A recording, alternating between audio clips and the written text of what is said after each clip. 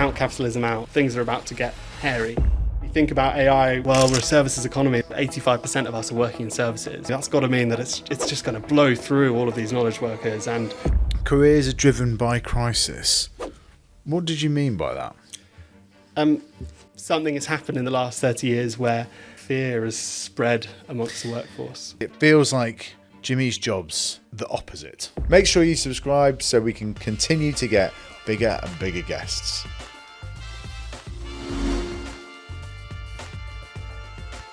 Charlie, welcome to Jimmy's Jobs of the Future. You've written this excellent book called Is This Working? Which is like a modern snapshot of the jobs we do, told by the people who do them. And honestly, it feels like Jimmy's job's the opposite, in the sense of we sit here and interview politicians, masters of the universe, former prime ministers, etc., about where they think the future of our economy is going. You've actually gone out on the streets of Britain for the last 2 years and interviewed 68 people about their professions and the people doing the jobs day to day. And I just found it the most interesting read in lots of different directions and lots of thoughts that I hadn't thought before, and prompts that's made me think about things in a different way. But tell us the origin story around it and how you came to write it. Well, first of all, thank you very much for having me. Yeah, it's very much the opposite of your podcast. And that also, because I suppose I'm not, in the interviews, I'm not looking forward into the future of work. It's much more about people's past careers and the present, how they find their jobs day to day. But the origin story, I suppose, started during the pandemic, where I was training to be a barrister, a commercial barrister. And I started in, I think, September 2020. So just coming into those winter lockdowns, those kind of very grueling, dark, bleak nights. And I say in the book that I felt the kind of pandemic stripped away a lot of the kind of decorative aspects of the job. So things like the status, having to get up in the morning, wear a suit, and kind of existing in the world as a lawyer. Things like the sense of apprenticeship, where you've got someone in the room next to you that's more senior than you and teaching you, and there's colleagues around who are all kind of looking out for you like an apprentice. So most of the time I was either working from home or working in an empty office. And I kind of felt like without those things, the job was just, stripped right down to its essence, which for law is reading very, very long contracts and writing very, very long court documents. So I was spending, however many hours a day doing that.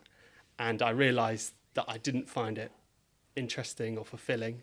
The reasons why I'd gone into it were probably more to do with what other people expected of me. So whether that's family or your peers, you kind of do what all your mates are doing, really. There's a line in the book you use later on about sort of most people end up doing what their parents did or what, friends on the football team were doing. So I was going to ask which one of your friends became a commercial barrister. But that was it. I mean, at university, it's a good university where if you are doing humanities subject, you would then go, there's a kind of conveyor belt, a kind of lazy river where you're all floating down it together and the options are there in front of you. And if you don't climb out, then you're swept along into law or consultancy. And that's, great privilege in many ways, but it also, it doesn't mean that you're making optimal choices. So I found myself in about February 2021, very unhappy, probably quite lonely. And I had the sudden thought that, oh my gosh, this is going to be the next 40 years of my life. And I probably won't see my children that much. I don't find this work that deeply interesting. And I also, I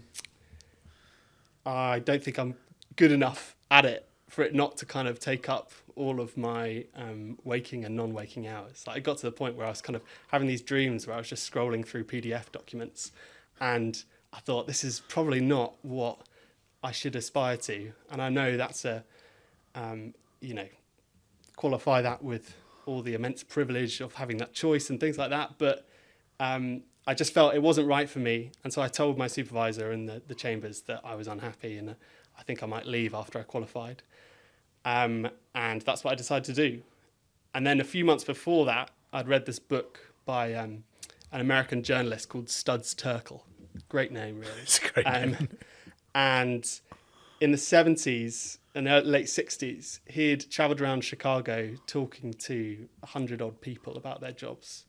And it's an oral history where he'd just put a tape recorder in front of a miner or a factory worker or a waitress, and he would let them tell the story of their working life. Kind of what do they do each day, like really drill down into it, and also how do they feel about what they do each day. And I thought, well, the world has changed a huge amount since late 1960s and early 70s. Globalization has hollowed out manufacturing. We have this new services economy, knowledge economy, all these things, all these developments, that it'll be quite interesting to repeat Studs' experiment in today's changed world. And so the kind of confluence of being unhappy at work and having read this book, I thought, well, now's the time to do it. I don't have a mortgage, don't have any kids. So I moved back home with my wife's, with my in-laws, and gave myself 6 months to do as many interviews as possible, travelling around the UK. And if I could get a publishing deal at the end of that, then great, I'd finish the book. But if not, I'll have spoken to so many interesting people about what they value in their careers and how they've approached things, that I could then make a decision about my working life that would be hopefully lead to a more kind of fulfilling and rewarding career.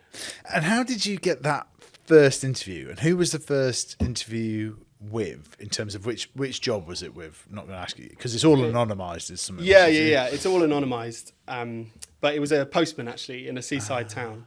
And what I'd done is I'd gone onto the ONS website and kind of worked out that if the UK was, if the labour force of the UK was a village of 100 people, what would those 100 people do, and where would they be based, and what ethnicity would they be, and what immigration status would they have? So then I had a kind of rough list of 100 jobs, weighted towards certain regions. So, for instance, in the Northeast, the NHS is a huge employer there.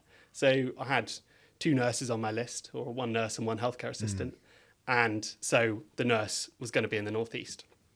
And then from that big list of occupations and regions, I then just went out kind of madly cold calling, messaging people on Facebook, LinkedIn, sometimes driving to a town and like knowing that I had to interview a receptionist in some town, and knocking on doors and saying, look, I know it's weird. I'm not trying to scam you. I promise. Would you sit down with me for a couple of hours and just talk about your career?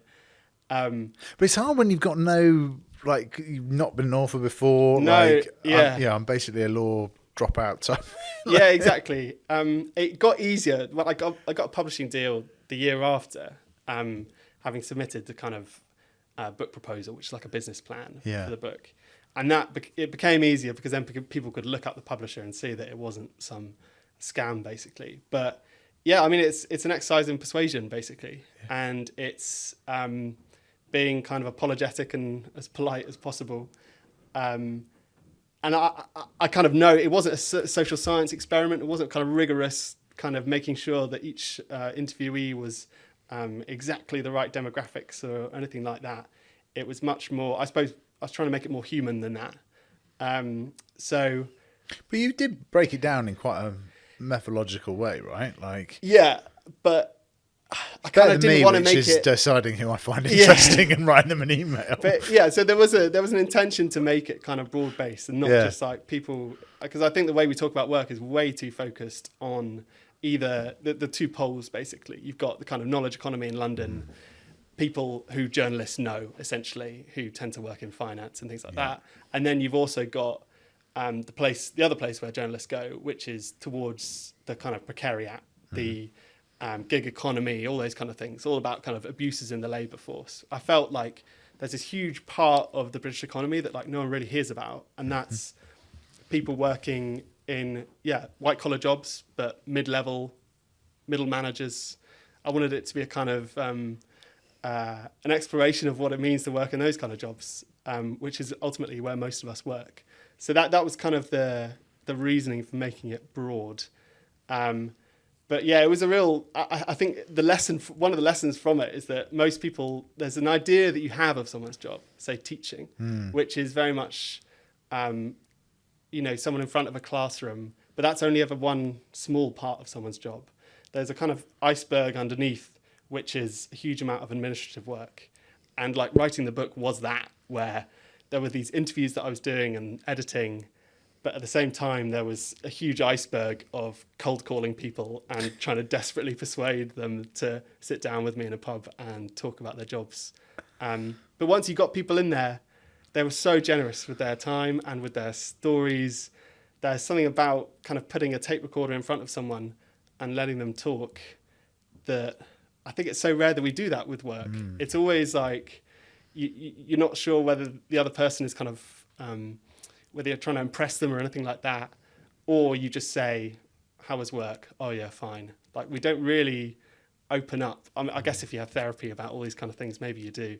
But you do talk about turning sort of boobs and Weatherspoons into kind of a confessional at points, which I thought was nice too. I mean, that's what I do kind of worry about in the book is, so it's people talking about their jobs in their own words. And my slight concern is that it was too much like therapy because... people then were very honest about their lives, but perhaps there's a kind of negativity and a kind of sadness within it that maybe is not actually reflective of what people's relationship with work is like, but just the fact that you're in a pub and someone's asking you about your life, so you feel like you've got to go down the kind of slightly despairing route. Anyway, I've meandered. I've forgotten what your question was, Jimmy. Well, no, it's just how you source the interviewers, which I do find this stuff, really interesting. And what did you learn about interviewing? Because the thing that really struck me in the book early on was you don't say that much. It really is people in their own words. You occasionally put in where there's clearly a question you've asked that's taken somebody in a different kind of route, but most of it's just their kind of like narrative. So how did you find your interviewing style changed over? What was different from that first interview to that last interview? I would say I just spoke way less. Right. In that it probably went from kind of 15% me talking with kind of carefully lined up questions about, this aspect of Royal Mail or that aspect of Royal Mail. What do you make of the decline in letters, etc.? And then by the last interviews, I would basically ask, just tell me your story of your working life. And then I tried to follow something that Robert Caro, have you heard of Robert Caro? So the biographer of Lyndon Johnson. Whenever he was out doing research interviews, he would write SU all over his interview notes. And the SU stood for shut up, because the silence is a very powerful thing, that if you leave someone a big silence after they've just told you some a kind of long narrative about their relationship with work, they will often then use that silence to tell you the thing beneath what they were saying in terms of, but the reason why I really left that job was because of X, Y, or Z. And so if you go in kind of like a Today Show interviewer where you've got loads of questions and it's kind of you talking and performing as much as interviewee, you're never going to get that kind of good stuff, that deep stuff, which is what I was kind of looking for. Because, there's a kind of language that we all have when we talk about work, which is the kind of management consultancy language, where you can basically talk a lot. It's like footballers after they've played a match. You will talk for 10 minutes and you think, what on earth did he say? You didn't say anything there. And so you can say, it's a good job. It's like really demanding. Like the team's really good. We achieve our goals, etc. And you can have 10 minutes of that. And then afterwards you're like, this is useless. There's not a single thing here that conjures up an image in someone's mind or a feeling that is kind of authentic in their relationship with work. So in that respect, I did find the managers harder to talk to than the non-managers. But that was I definitely said a lot less as the interviews went on. And how did you characterise when did you come up with the sort of almost 20 different characterisations of work that you chapterised people into? Yeah, so it actually changed quite a lot in the edit, where as it is now, it's jobs are arranged by task type and also place of work. So I think the first chapter, to give you an idea, is called body work, and that has so it's everyone that works with their body basically, or often kind of bad puns. So there's a someone that repairs body panels on a car. There's also a sex worker, a security guard, someone that works in a warehouse. So loosely categorised, they're all people that are working physical jobs.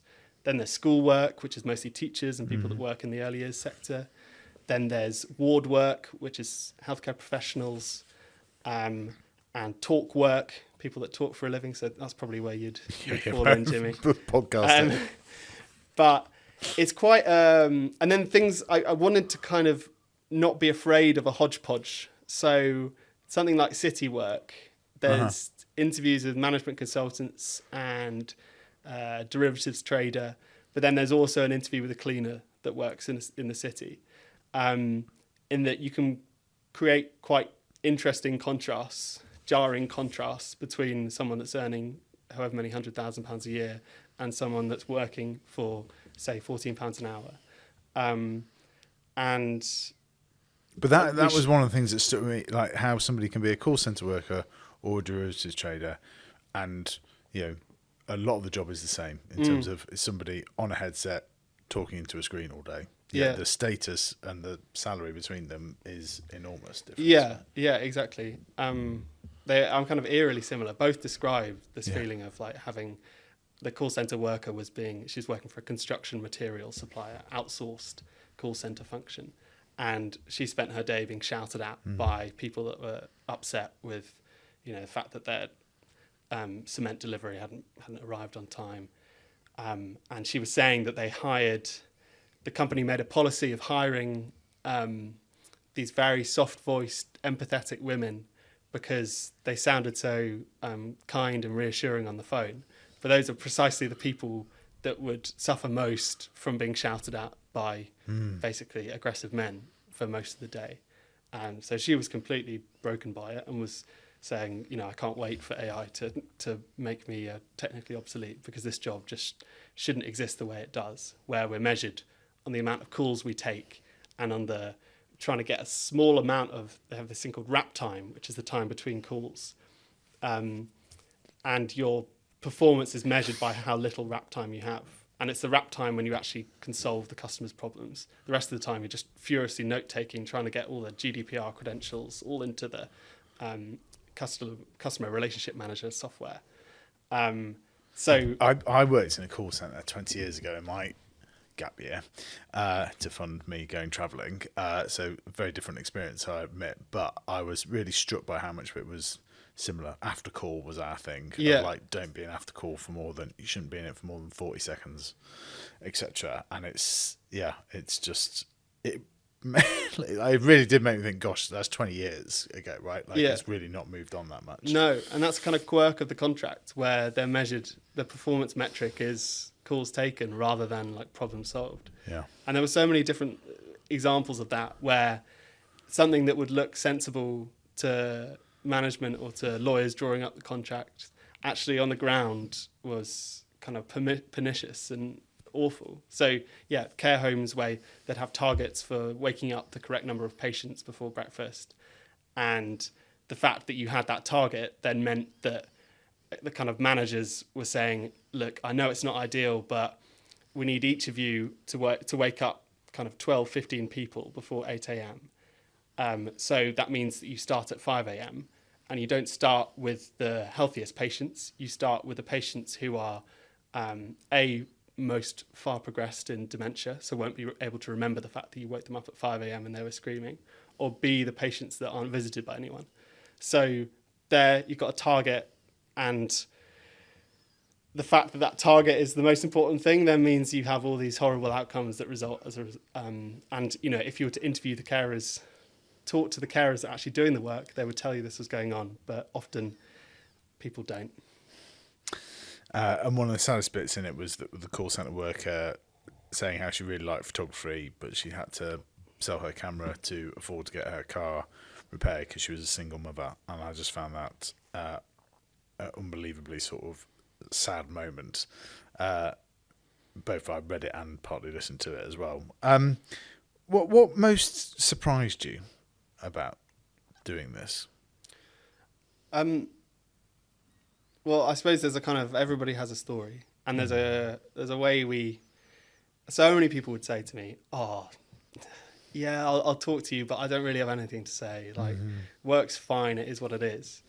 And then 2 hours or sometimes sort of 4 hours later, we'd end the interview, and they'd be like, "Wow." That's how long they went on for? Well, it was probably an hour and a half was the average, but then some just, I tried to, where I could, I'd go and talk to them in person, and then, the afternoon would pass quickly.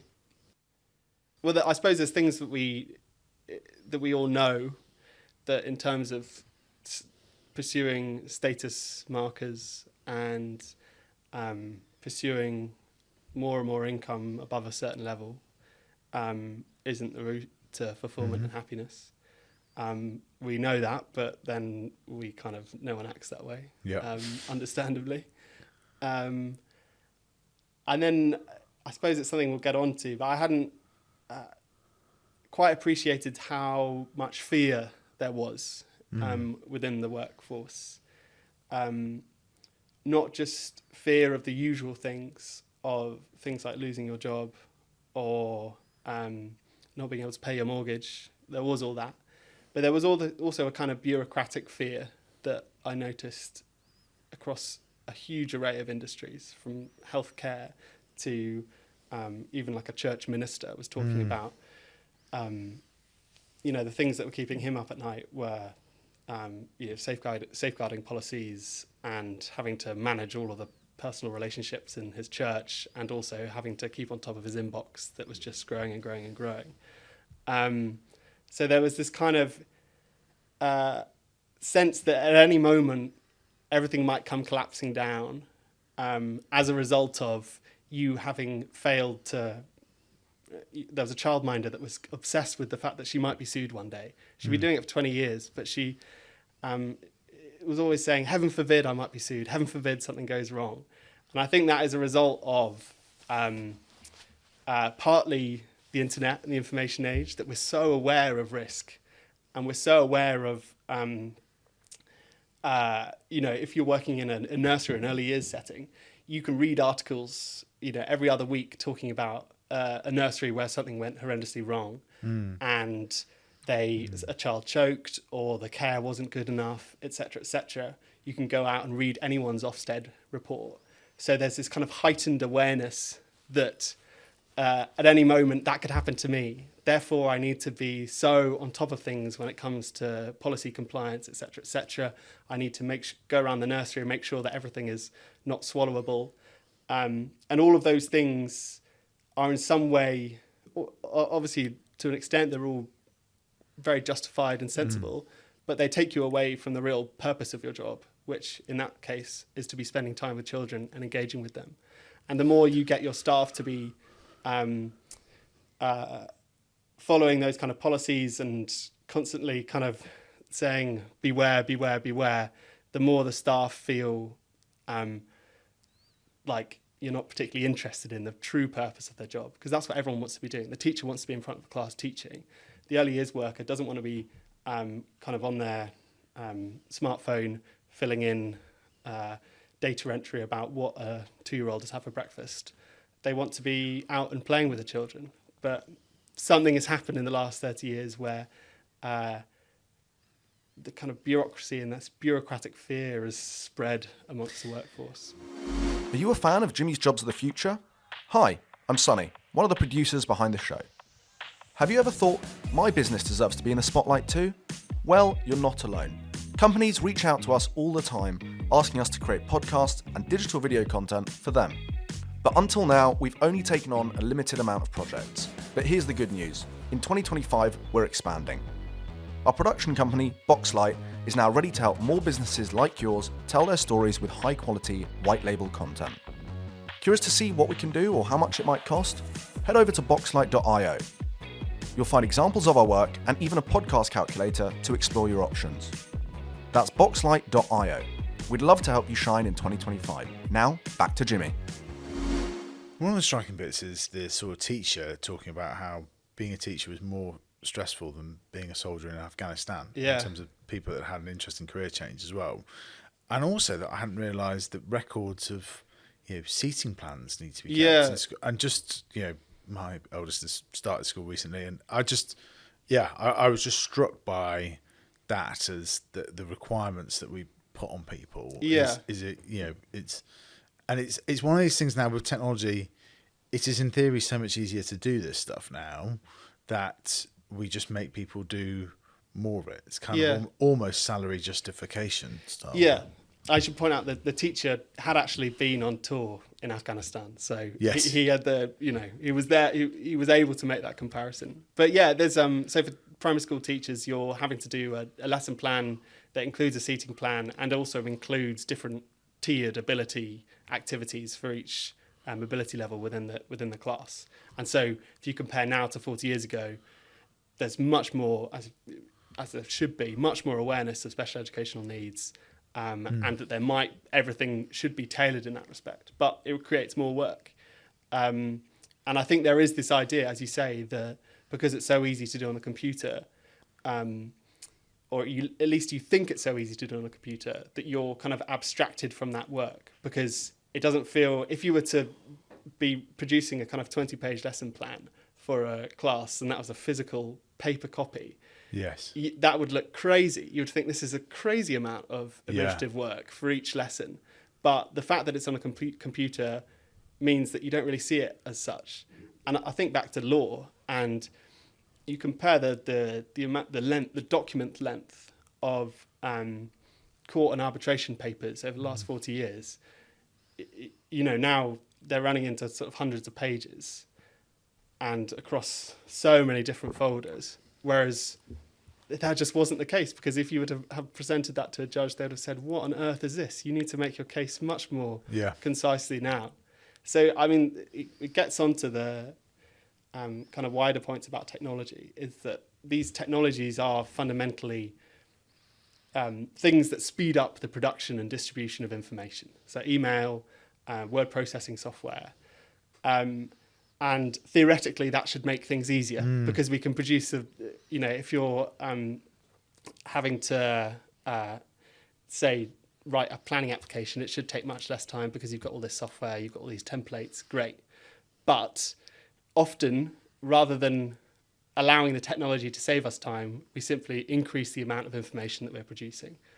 And case of planning in particular, planning applications now are vast. All these complicated models and attached documents and things like that. And I don't know if they're better decisions now, but clearly we're not building. In that respect, they're not. So it's not this kind of linear story where technology and information technology makes things easier, therefore we're more productive, therefore everything happens quickly. There's something else going on, which is the kind of human instinct, which is we're kind of worried about evidencing our work. So we use the new technology to write longer documents rather than letting it save us time. Yeah.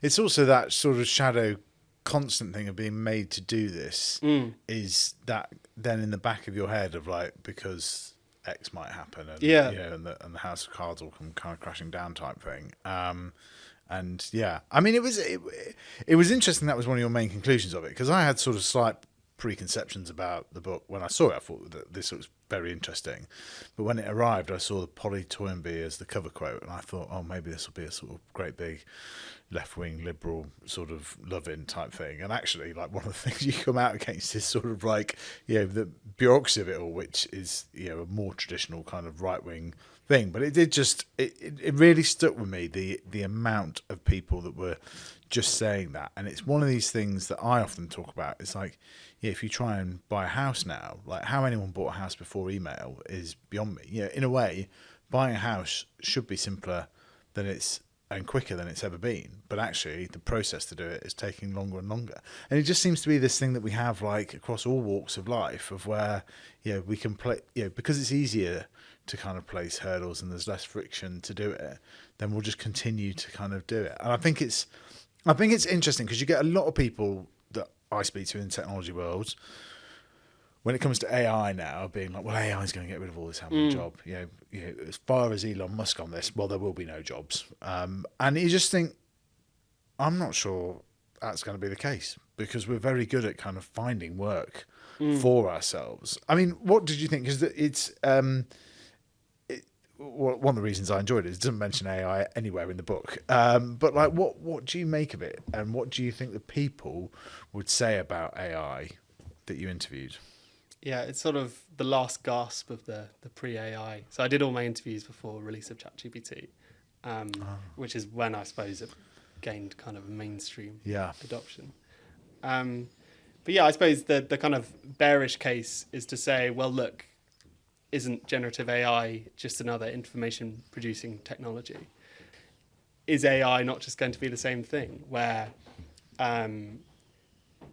you have a lawyer that's trying to show to his client that he's put in a huge amount of work into this case, and the way he evidences that is by this enormous tome, and the extraordinary length of the emails that he sends to the other side. So if they're in a dispute, and therefore he uses the generative AI to basically write longer and longer things.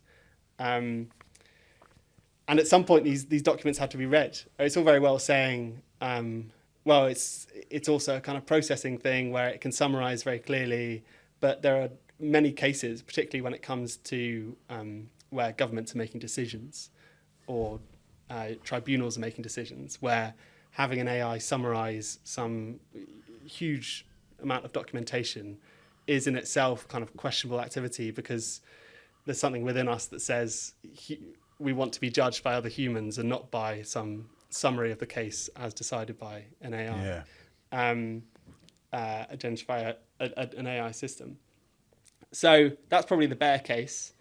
But yeah, I mean, you can never tell with these things. I think probably the lesson of the last 10 years is that future gazing is a very fun activity, but ultimately none of us know anything because of the law of unintended consequences. The kind of theme that runs through the conclusion is that a lot of the problems in modern work have come through very well-intentioned problem-solving schemes. Yeah. So, for instance, teachers having to do much more developed lesson plans.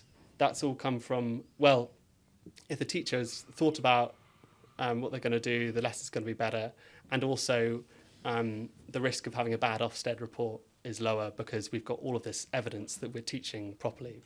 And that's a very sensible thing to do, pragmatic, avoiding risk, but ultimately it creates a huge amount of extra work for teachers. Yeah. And so you introduce a new technology, there are going to be unintended consequences all over the place. And yeah, it seems to me greatly in the kind of technologists of Silicon Valley and Musk and all that, it's greatly in their interest to say that this is going to be world changing for productivity. But I'm not so sure. I don't know. I don't know. It's funny though, because one of the things I used to say in Downing Street when talking to people, I used to say there were 4 major challenges for the Western world. One is how we tackle the climate crisis. Another is how we look after our old people. And the other is how we tackle the obesity crisis. And I occasionally used to say on a 4th one is how we tackle AI and what we do around long-term regulation of that. I didn't say that as prominently as I said the first 3. But the point that I would go on to make about those 3 is that has all come from kind of human success in the sense of that we're all living longer, we're producing more food than ever before, and we're using more electricity and fossil fuels, and we've got amazing at taking this stuff out of the ground, etc. And it's like we forget that these are problems that our kind of grandparents' generation would have loved to have had as a challenge. And yeah, it really stuck with me in the book, that being kind of one of your sort of central conclusions, that a lot of this comes from, unintended consequences of getting, once you solve one problem, you create another one. And if that is not work, what is a job, etc. I do think there's the problem also when it comes to this idea of services, in that we all kind of understand instinctively that the UK is a services economy where 85% of us are working in services. But what we mean by services is just wildly broad. So you've got on the one hand all of the kind of knowledge economy of London, your lawyers, your bankers, your software engineers, etc. But then on the other hand, you've got people working in a children's home as a residential youth worker. So that job is very different to the kind of file producing of the bankers and the lawyers and the software engineers. And so when we think about AI, we think, well, we're a services economy. That's got to mean that it's just going to blow through all of these knowledge workers and completely upend the economy. But actually, what most people do is much more in the real world, is much more hands-on. So if you're working in one of those children's homes, you're going to be perhaps doing several hours of restraints every night, where you're restraining a child who's been violent or having an episode. And that to me is so far removed from all of our kind of future gazing that we're engaged in around Westminster and Washington. That was a particular, that chapter was one of the ones which was like a complete insight into a world that I just, never considered. How people deal with that, etc. was quite. It was quite sort of startling in many respects. And I suppose it's a kind of optimistic vision. If you're talking about jobs for the future, well, actually, there's a huge amount of work to be done in the real world. Like you look at construction, enormous shortage of apprenticeships. I was talking to a site manager in the book who says that when they go into schools now, you talk to a kind of sixth form college of 1,000 students, and you say, who wants to work in construction? Maybe 10 raise their hands. And then of those 10, you say, well, what do you want to do? And they say, well, I want to be a sustainability manager, or I'm interested in architecture or something like that. The operational side, there's no one. And so you think about what the big challenges for this country in the next few decades. It's building enough homes, building infrastructure, and they're kind of challenges of the real world, and also looking after the elderly people. As a baby boomers, that demographic crisis is kind of upon us. So all of that requires people out in the real world doing, in some sense, physical labour. So jobs for the future is, it's return to the past, I suppose, in some respects. I was fascinated by the 4 lessons of happiness towards the end as well, because one of the ones that struck me most that I hadn't sort of thought about before was how people, not necessarily working for a company or a client, but something that they could see themselves, that they could take pride in and be like, I built that, I made that. Even the cleaner sort of being like, actually, I really enjoy my job. I'm able to sort places out, make them look respectable, etc. Just really struck me about it. When did that sort of realization begin to dawn on you when you were writing the book, that actually those people that make things, even if it's like a brick wall or so on, are some of the happiest people? I suppose I went into it, there's a kind of idea that Marx has, I know, we don't want to be going there, about the alienation of labour. It's the first time he's come up on the podcast. But that, when you have an assembly line and you split a job into its own tiny component parts, if you compare that to the craftsman who is in control of the whole process, the kind of left-wing idea is that the craftsman is more fulfilled because he sees himself embodied in that object. He's controlled every part of its production. Whereas if you're on an assembly line and you've only got one tiny task to do, you in some sense you're kind of alienated from the final product. So I sort of went into it broadly aware of that idea, and the interviews kind of bear that out. And it's not just kind of physical things. So the software developer in it was very satisfied, and that you have this kind of objective sense of whether you've done your job right. It either works or it doesn't. And I suppose for many of us in email-heavy jobs and in what I've been doing for the last couple of years in terms of writing this book, there's no sense of whether you're doing it right. You just got to you get to the end of the day and you think, oh gosh, I've just stared at a screen all day and I'm not really sure what I've done. But we've all had that feeling. Yeah. But so it was borne out. And then if you were to compare, say, the cleaner that you mentioned, she was cleaning houses, and compare her work to, say, a warehouse worker, both earning similar amounts, who was working for an e-commerce company that you probably all know, where he had one action to do all day, where he stood at the top of this kind of ladder and towers were brought up to him, and he essentially moved an object, scanned it, and then put it back on a different kind of tower. And that was all he was doing all day. And every hour or so, a screen would pop up and say, would you like a mental break or a physical break? And the physical break, it would suggest some stretches to do. And the mental break, it would say, think of happy thoughts. And he would think, leaving this place.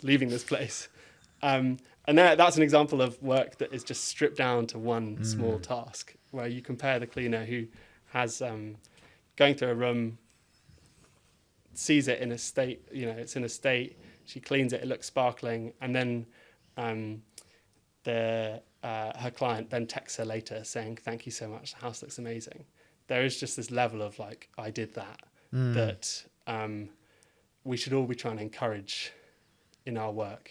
And so, you can make processes really efficient and make, each worker do a tiny, tiny job, but ultimately that makes people unhappy and they're going to leave. And unhappy workers are not productive workers. Yeah. Very true. No, I thought it was a really sort of interesting point of being close to the thing that you are doing is interesting. I do think that's the way the 21st century is going to go, right? And you're seeing it even across the traditional white collar jobs of like much smaller boutique firms, etc. Partly because there's fewer and fewer barriers to entry now on a lot of this stuff for firms to do. You used to need the office, like so much of the things and so on, which is just an interesting counterpoint to the one that we've made about sort of regulation overtaking things. The other thing that sort of struck me, your second lesson, careers are driven by crisis. What did you mean by that? Well, I think I went into it with this idea about how you should approach your career. And that's this idea that I suppose you hear on self-help podcasts, you hear when you're at school, that you should have some kind of plan. And, 5-year plan, 10-year plan, like some kind of communist country or whatever.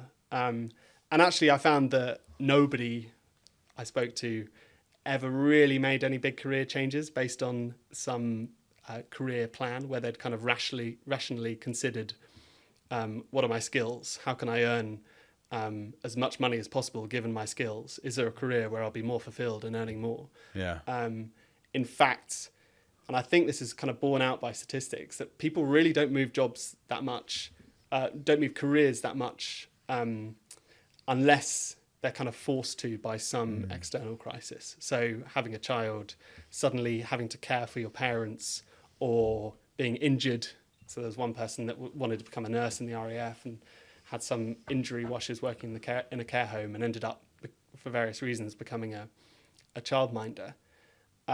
There were so many of those kind of strange twists of fate that had led people into their jobs, but it was never that kind of considered rational decision.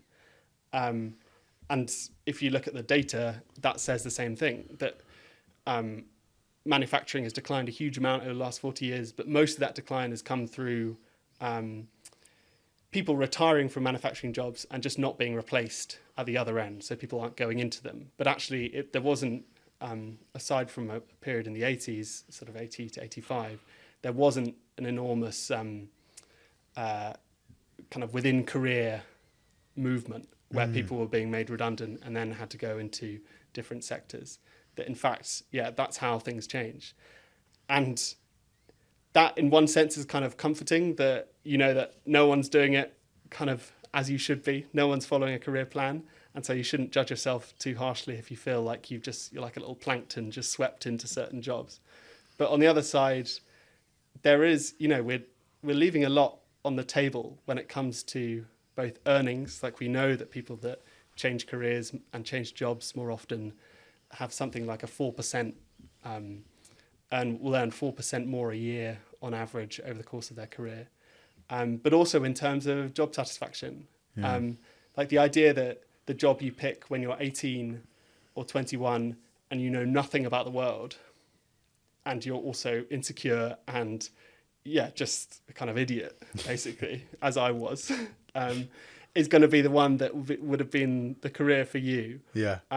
Is crazy. And of course that's not how life works. And so you read the interviews where people have made changes, often when forced to, and they're almost always happier as a result. So there's a labourer in it who was $8,000 in credit card debt, had just had a new baby, decided, oh gosh, whatever I'm doing isn't working for me. I've got to make a change. And he teaches himself some basic joinery and carpentry on YouTube, goes out and buys some tools and gets some council contracts for hanging doors, and then uses the money from that contract to buy more tools. And, touch and go for a few months, but ultimately he ends up as a joiner earning a lot more, much happier, out of debt.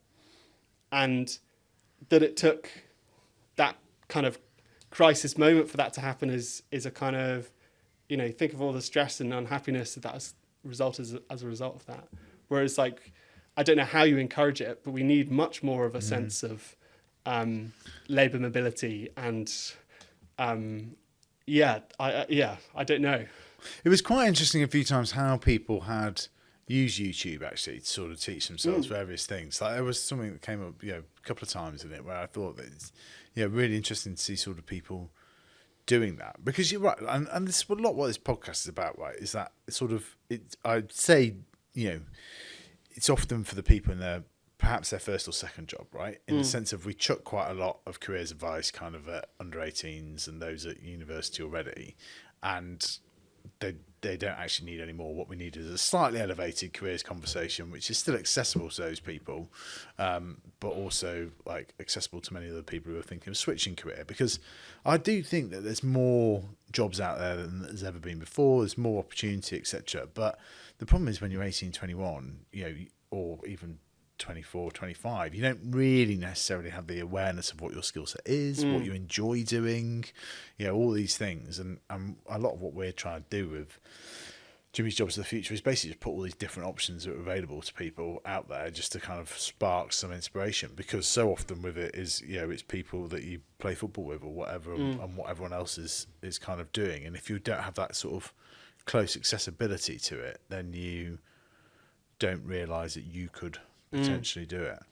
Yeah, if only there was a book with 70 or so interviews with all different types of jobs. The perfect village. But yeah, I think the cost of housing, I think, plays a big role here in that at both ends. So if you're leveraged, say, 6 times your household income, there is a kind of risk aversion there that, oh God, I can't make a change because I've got to pay the mortgage. Or at the other end of things, if you're looking to move to, say, London from somewhere else, because that's where the jobs are, and you look at the cost of renting, you're thinking, well, I'm not going to do that, am I? Yeah. Can't afford that. Or if I've just spent several years on a council house waiting list, and now I've got one, why would I then move, even though there might be better work elsewhere, because my housing is here? And so in that respect, we need to... labour mobility and house building are so closely related.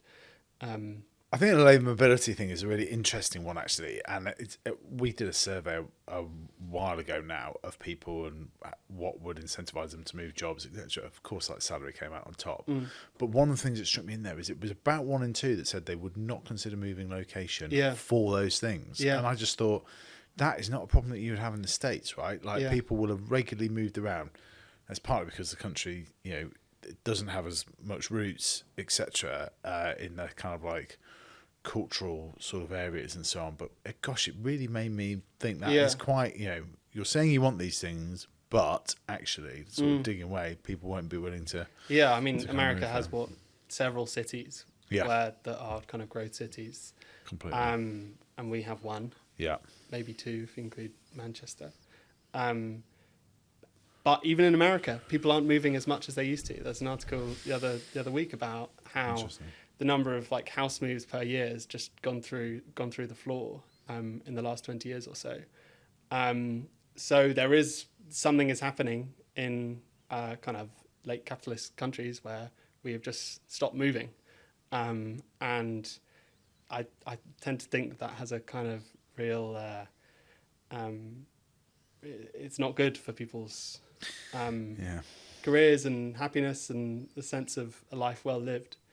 But yeah, also there is something as well about information where, like, if you're looking, I'm going to try and become a data analyst, say, and you type that into Google and you see all of these like data analysis masters qualifications and stuff like that, there is an element to which our focus on higher education and credentials as a kind of untrammeled virtue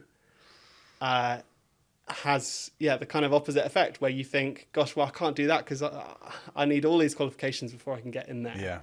And even in, right across the economy, like you look at the early years sector, my wife works in nurseries, and there, if you want to do an apprenticeship, you've now got to have a C grade equivalent in GCSE English and Maths. And that allows you to then do this kind of academic style apprenticeship qualification where you're kind of writing small essays about early years development. And that's all important and good, but also it's stopping a load of people who would have been great early years workers from entering the sector because they think, well, I don't have those necessary qualifications.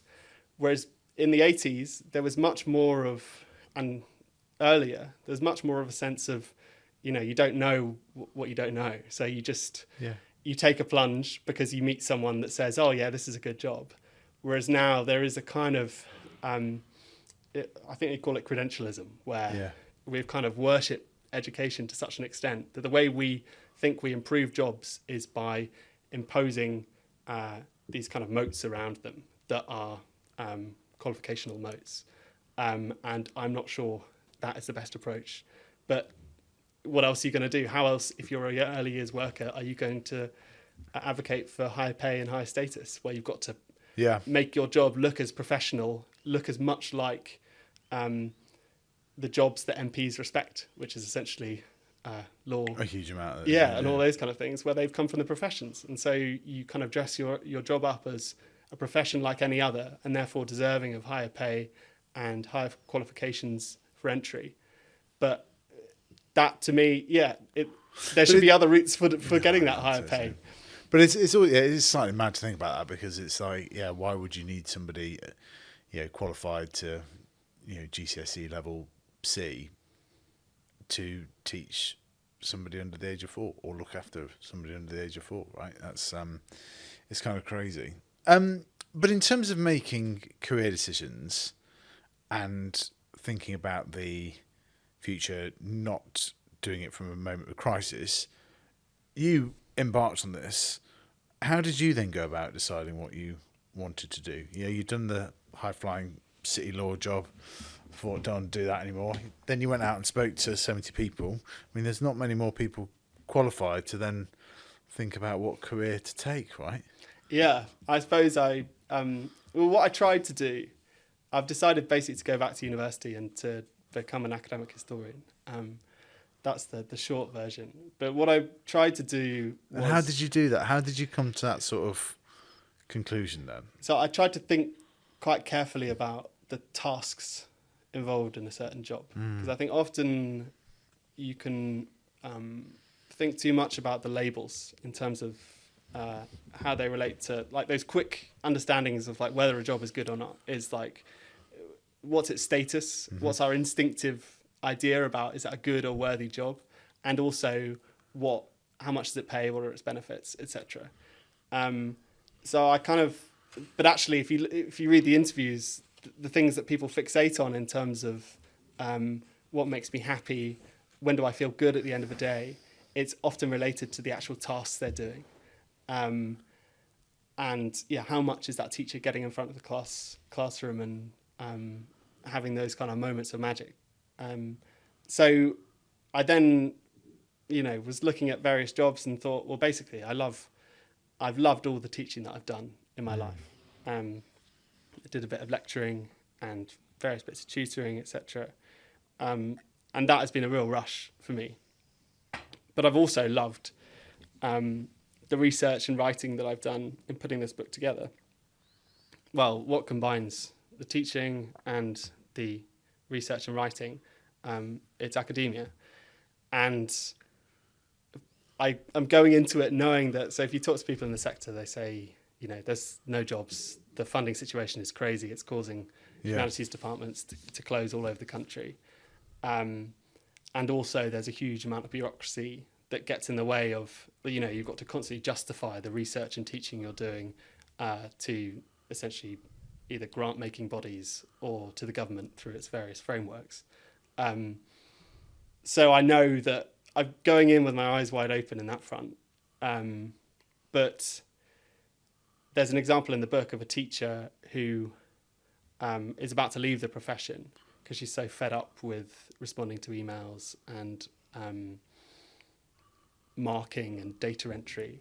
And she basically decides, hang on, like the important bit of my job is the teaching and how good the kids are at my subject. And I'm letting myself become so overwhelmed by all the other stuff, which is, when it comes down to it, not that related to that essence of the job. And so she then starts teaching and working in a way that makes her managers cross because the senior leadership cross, because they say she's not being as much of a team player as she was, because she's not uploading all of the marked books. She's not marking all of the books. She's doing much more kind of in-person marking and feedback.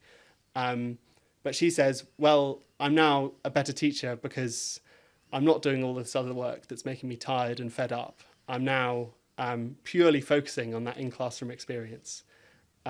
So that's something I want to kind of bring through to whatever comes next, is that, that it's having the confidence to say, I think this is the important part of my job, and that's what I'm going to spend my time doing, whatever it costs me, in terms of,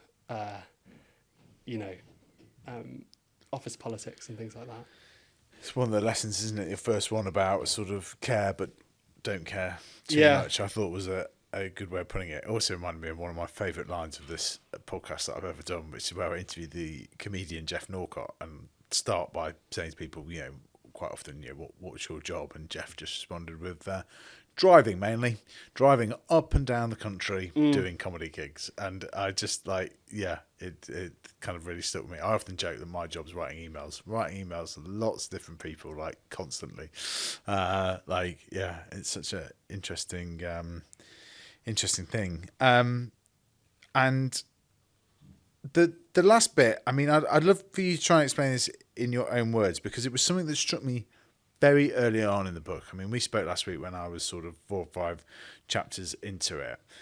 But you talk about lesson 4 being pride is an everyday kind of thing. Like, I was struck by the panel beater, like particularly at that first one, around lots and lots of people take pride in their job. Like whatever it is, people want to be good at it and want to do a good job, essentially. What were your kind of reflections on that as your final lesson? Yeah, so the panel beater, he kept saying to me when he was talking about the cowboys in the industry who were kind of doing these terrible fixes to cars that are ultimately dangerous if that car is ever involved in another crash. He would say, "Oh, imagine your mother-in-law's in that car, or imagine your kids are in that car." And then this was something I kept hearing throughout the interviews, where we talked about the labourer that became a joiner. He was saying, "Well, imagine you're doing this work for one of your friends or your family," and these were the people that seemed really happy and really content with their working lives, and so there's some kind of active, imaginative substitution or something going on there, where the work they're doing, they're imagining it that they're doing it for someone they love. So either their family or they're putting themselves in that position. And you often hear it with software developers as well, that people that are making products that they want to use and that they delight in using themselves are often extremely fulfilled. So that points to a kind of small, I said every day there, like a kind of small idea of pride, where it's, if you can imagine your work as something you're doing for the people you love or for yourself, then people seem to get a lot out of it. But set against that is modern life is extremely complex. Like the systems we're creating as a kind of civilization are ever more complicated and layered. So a banker that's working on some kind of big debt restructuring, it's quite hard to put your mother into that equation and say, I'm doing this for her. And more jobs are becoming like that. So how to square those two things is, I think, a problem for us all, because it's all very well saying, oh, we need to, we need an economy where everyone's working as if they were working for their friends, and almost like craftsmen, where they can see the results of their work. But like fundamentally, that is inconsistent with global capitalism and having to compete on that global stage, where you think about the things that the UK does well in terms of exports. It's professional services of that kind of abstract and technical quality. So I don't know what the answer is, because people, it's harder to feel that sense of pride there. You've got to find it somewhere else. But if you are in a job where you can imagine that you're doing it for people you love, then do so, because it seems to be a real route towards a sense of fulfillment and happiness. I have to say, it is one of the things that I've most enjoyed about this new career that I do, is friends understanding and family members understanding the job that I did when in number 10. And that has been a real kind of like thing of, that has given me some of the most kind of pleasure of it. Do you think, I mean, this is an impossible question to answer, but is the plan to sort of revisit this in 15, 20 years? When do you think you might do that? How long do you think time period would you need to do that? And what do you think the biggest change might be, right? So I know we've talked a bit about AI and the future, and it's impossible to do, but just what do you think might happen? What would be your sort of thesis if we were sitting here in 15 years' time or so? Well, I think just kind of thinking historically, it feels like we're about to enter a kind of period of acceleration, where, like, if you look at the UK in particular, the years from, say, 1987 to now, like, the big changes in the economy happened in the early part of that period. And since then, there's been this kind of stasis where the built environment isn't changing that much. We're not building much. Productivity hasn't changed that much. And that was a period of like immense global stability. And obviously everything that's happening now with Trump, etc., but also with changing politics, stepping to the right. It feels like things are about to get hairy in some respects.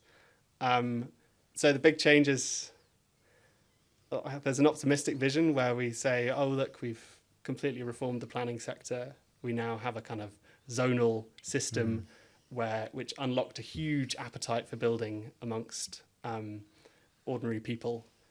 I think it's difficult, right, to know, as we've talked about. It's partly what fascinates me, what drives me doing the podcast, because I don't know what it's going to look like. I think there is both an optimistic case and a pretty negative one as well.